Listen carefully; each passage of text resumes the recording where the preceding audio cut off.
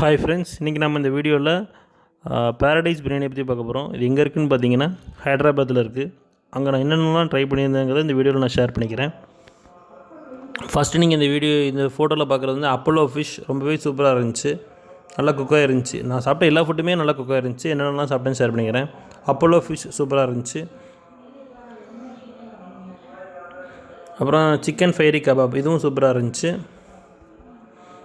அப்புறம் இது நிசாமி மட்டன் பிரியாணி, இதுவும் ரொம்ப நல்லா இருந்துச்சு. இது எங்கே இருக்குதுன்னு பார்த்தீங்கன்னா, நான் சாப்பிட்ட பேரடைஸ் வந்து இங்கே பிரசாத் ஐமேக்ஸ் பக்கத்தில் உள்ளதில் தான் நான் சாப்பிட்ருந்தேன். நல்லா இருந்துச்சு. வீடியோ ஸ்கிப் பண்ணாமல் கடைசி வரைக்கும் பாருங்கள். இது நான் சாப்பிட்டதோட பில்லு, ப்ரைஸஸ் பார்த்துக்கோங்க. அப்புறம் நிறைய அவார்ட்ஸ் இந்த ரெஸ்டாரண்ட் வாங்கியிருக்கு. நிறைய செலிப்ரிட்டிஸ் இங்கே சாப்பிட்டு இருந்திருக்காங்க. அப்புறம் நம்ம சச்சின் டெண்டுல்கர் இது சிம்பிளி டெலிஷியஸ்னு பாராட்டியிருக்காரு. இதெல்லாம் இந்த ஃபோட்டோவில் இருக்கவங்களாம் இங்கே வந்து சாப்பிட்ட செலிப்ரிட்டிஸ். ஒரு நிமிஷம் ஸ்கிப் பண்ணிடாதீங்க ஃப்ரெண்ட்ஸ், கடைசி வரைக்கும் பாருங்கள். இதில் என்ன ஸ்பெஷல் இந்த பிரியாணிங்கிறத நான் உங்களுக்கு கடைசி ஸ்டில்லில் சொல்கிறேன்.